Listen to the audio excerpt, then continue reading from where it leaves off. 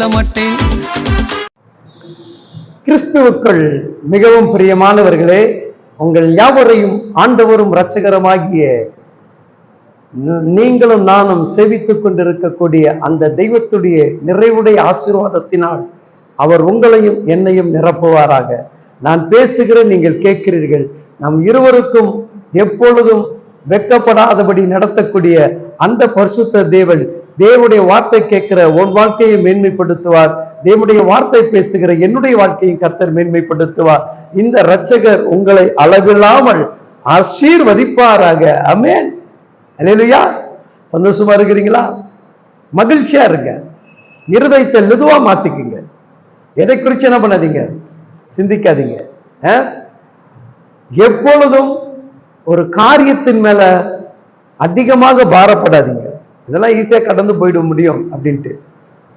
யோவேல் தீர்க்கதரிசி புஸ்தகம் 2ஆம் அதிகாரத்துல, அந்த அதிகாரம் முழுவதும் நீங்க படிச்சு பார்த்தீங்கன்னா ரொம்ப வித்தியாசமா இருக்கும். உபவாசங்களை குறித்து பேசுவாரு, பஞ்சங்களை குறித்து பேசுவாரு, விளைச்சல் இல்லாம இருக்கும். ஆனா அதுல என்ன பண்ண, நான் உங்களை போஷிப்பேன்னு சொல்லிட்டு இப்படி பல வார்த்தைகளை அந்த வேத வசனம் சொல்லு. அதுல எனக்கு பிடிச்ச ஒரு கடைசி ஒரு வசனங்கள் உண்டு, ஒரு வார்த்தை உண்டு 26ஆம் அதிகாரத்துல. அவர் அங்க சொல்லப்படுகிறார், கர்த்தருடைய நாமத்தை துதிப்பீர்கள், என் ஜனங்கள் ஒருபோதும் வெட்கப்பட்டு போவதில்லை. கர்த்தருடைய நாமத்தை துதிப்பார்கள், என் ஜனங்கள் ஒருபோதும் வெட்கப்பட்டு போவதில்லை. துதிக்கிற ஜனங்கள், ஜெபிக்கிற ஜனங்கள், வேதங்களை வாசிக்கிற ஜனங்கள், தேவனுடைய ஆலயத்துல போய் சரியாக தேவனை கனப்படுத்துகிற ஜனங்கள். உன் திருச்சபைக்கு தான் போகிறாயா? உன் சபைக்குள்ளதான் இருந்து கர்த்தரை துதிக்கிறாயா?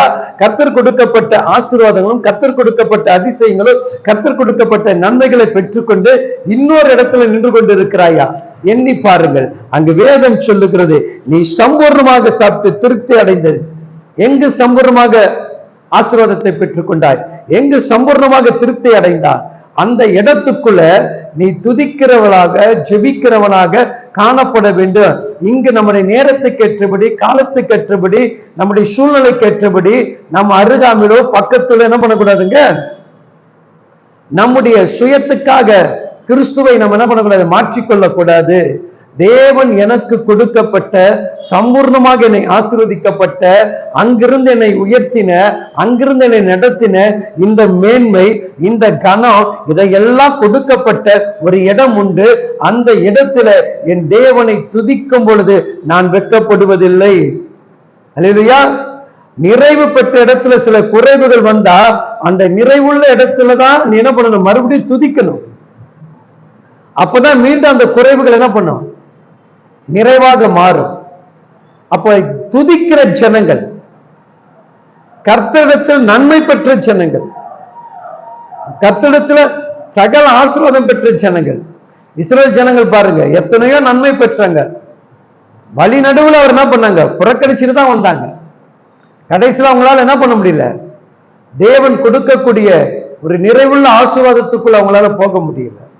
நீ கேட்டுக்கொண்டு இருக்கிற என் அன்பான சகோதர சகோதரிகளே, நீ நிறைவுள்ள ஒரு இடம் உனக்கு இருக்கும்.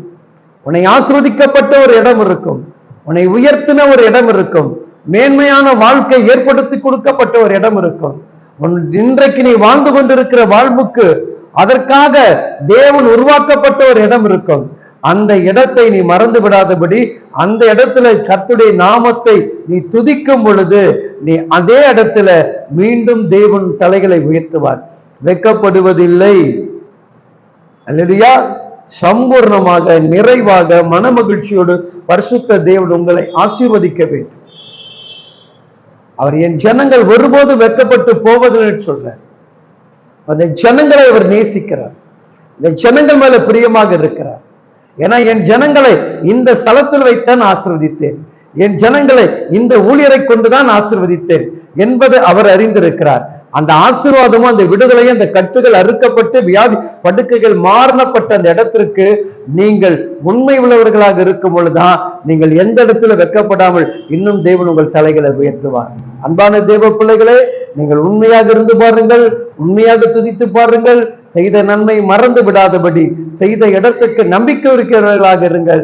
அந்த நம்பிக்கை தான் உங்களை வெட்கப்படுத்தாமல் நடத்தும். கர்த்தர் தாமே உங்களோடு கூட இருப்பாராக. ஆமென்.